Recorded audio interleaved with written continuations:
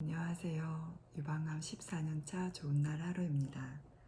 지난 세 번째 유방암 이야기, 내가 왜 암에 걸렸지에 이어 네 번째 유방암 이야기, 고작 10% 미만이라고, 연구 및 임상시험의 시작, 종양내과 첫 진료에서 항암을 하지 못한 이유에 대한 이야기입니다. 20대 유방암 환자는 10% 미만이라고 합니다.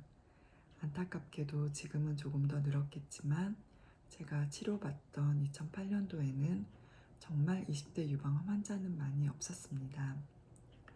이것도 미국 통계로 알고 있어요. 그땐 우리나라에 정확한 통계가 없었던 걸로 알고 있습니다. 정확하지는 않습니다. 제가 그 10% 안에 들었습니다. 나중에 저는 또 다시 10% 확률에 들어가게 됩니다. 이건 한 7번째 전후의 이야기에서 들려드릴 수 있을 것 같습니다. 10%라니 이게 말이 되냐고요. 계속 이 생각만 납니다. 내가 10%라니, 내가 10%도 안 걸리는 그 암에 내가 걸렸다니 기가 막히고 너무 어이없어서 눈물만 흘렀습니다. 정말 어이없어서 펑펑 울면서 원망했던 날이 생각이 납니다. 정말 조용히 울었어요. 베개에 얼굴을 파묻고 입을 막고 울었어요. 받아들이기가 힘들었어요. 이땐 정말 너무 슬펐어요. 근데 내가 슬퍼하면 가족이 더 아파하니까 들키지 않으려고 그렇게 숨어서 많이 울었던 것 같아요. 드디어 다음날 2008년 10월 14일 화요일 종양내과 첫 진료 날입니다. 이날은 부모님 두 분과 부산에서 이모가 올라와서 같이 진료를 보러 갑니다. 내과만 가봤지 종양내과라는 곳은 처음이라 조금 많이 두려웠어요. 단어가 조금 무섭지 않나요? 종양내과라니. 그곳에서 진료를 기다립니다.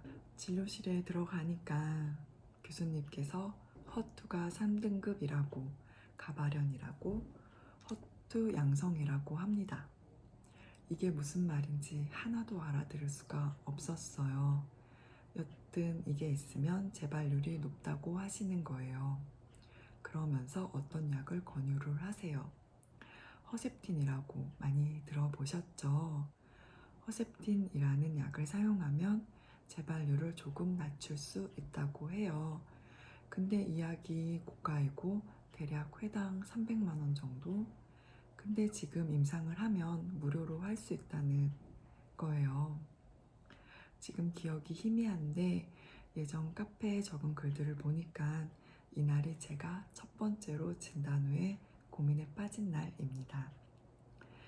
약이 고가고 재발률을 낮춰주니까 임상을 하면 좋겠다고 교수님께서 말씀을 하세요. 임상시험을 하면 약값이 무료이고 하니까 임상에 참여하라고 정말 많이 권유를 하셨어요. 근데 또 갑자기 나이가 너무 어리니까 난소 보호하는 주사가 있다는 거예요. 항암 치료를 하면 난소도 공격을 받는데 이 약이 난소를 보호해줘서 나중에 임신을 가능하게 해준다는 거죠. 졸라덱스라는 약이 있다. 이 약을 맞으면 난소를 보호해줘서 임신이 가능하다라고 하는 겁니다. 근데 이 졸라덱스를 맞고 최소 1주 후에 항암을 해야 효과가 있다고 하시는 거예요. 그러니까 여기서 선택을 하라고 합니다. 첫 번째, 항암 시작과 함께 허셉틴 임상시험에 참여한다. 두 번째, 졸라덱스를 맞고 일주일 후에 허셉틴 없이 항암을 시작한다.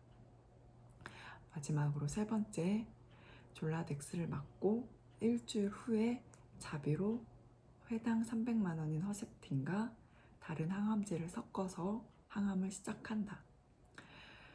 여러분은 여기서 어떤 것을 선택하시겠어요? 선택이 어렵죠. 교수님은 첫 번째 항암 시작과 함께 허셉틴 임상시험에 참여하는 것을 정말 엄청 많이 권유를 하셨습니다.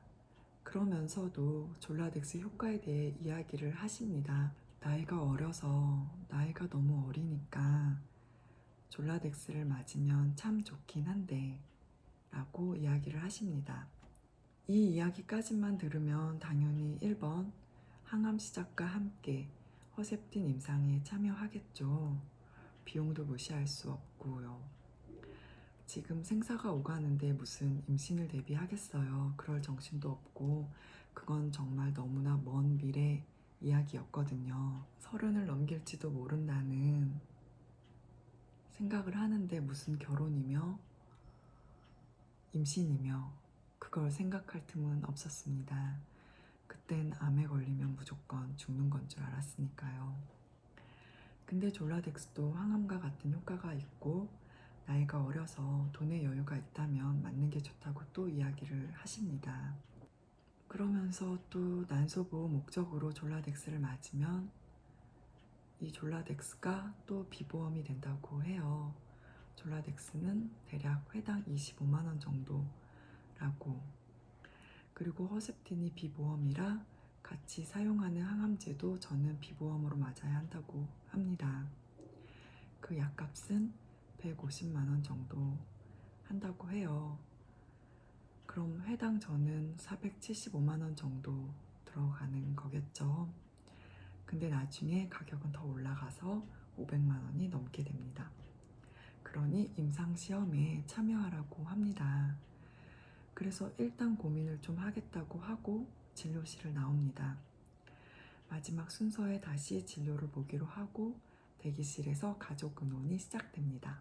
첫 번째, 암이 내 몸에 있는 상태에서 산부인과 진료를 예약하고 진료를 본 후에 졸라덱스 주사를 맞고 일주일을 기다리면 최소 열흘 이상 항암을 못하게 되는 겁니다.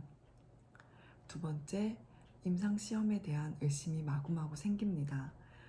돈을 떠나서 임상이라는 것을 받아들이기가 그땐 쉽지 않습니다. 의심병이라고 할까요? 아직 데이터가 없어서 연구를 한다는 거니까 조금 많이 의심스러웠습니다.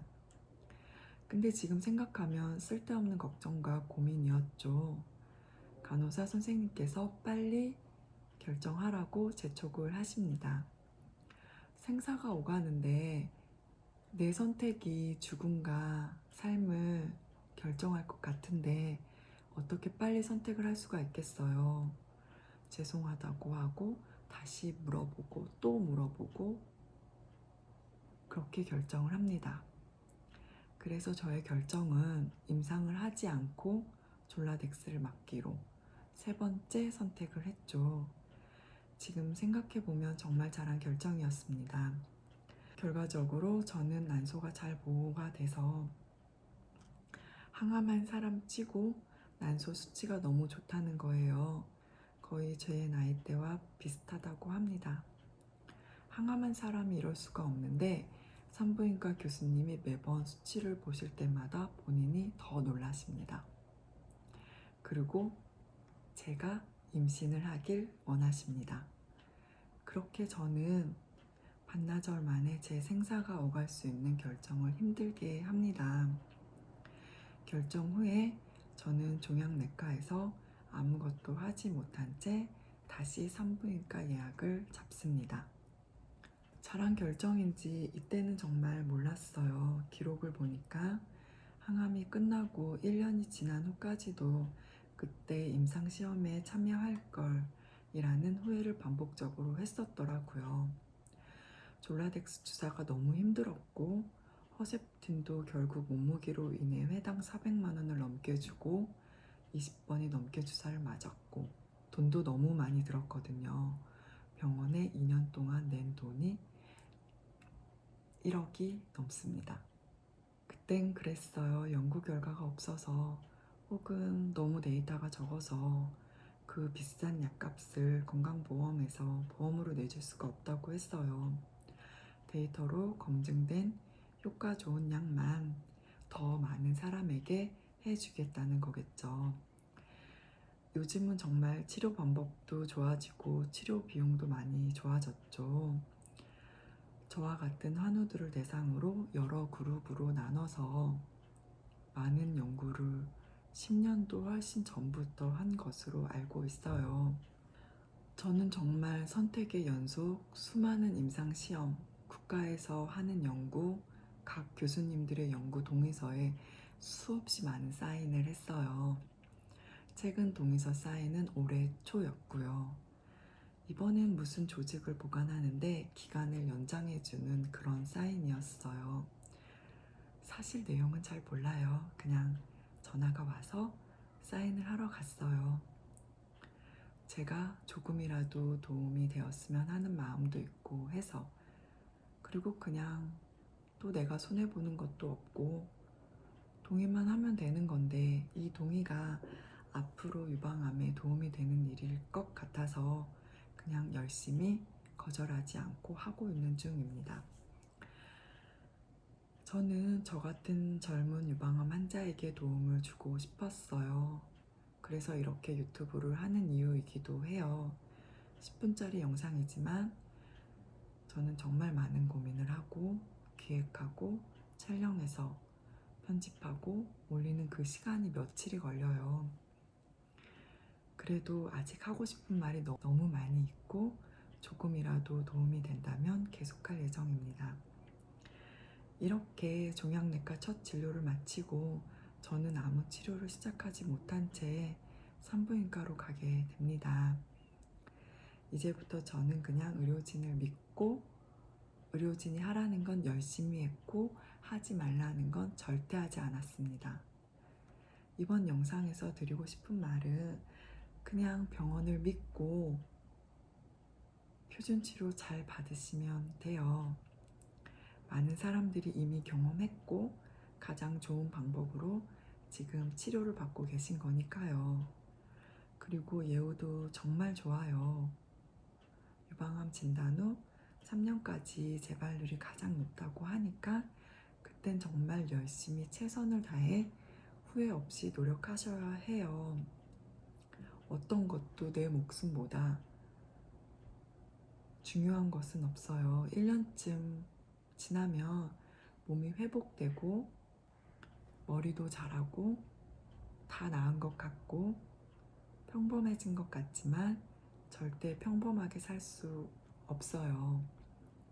14년이 지난 지금도 저는 평범하게 살고 있지만 절대 평범하지 않거든요.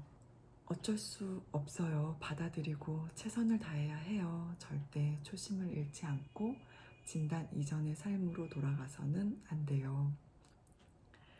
이제 모두 잘 아시죠?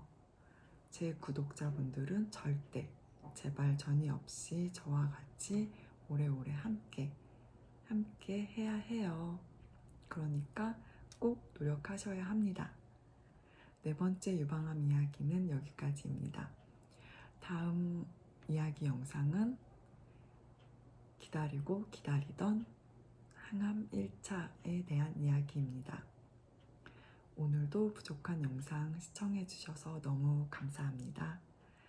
구독과 좋아요는 제가 다음 영상을 제작하는데 큰 힘을 줍니다. 구독과 좋아요 부탁드립니다.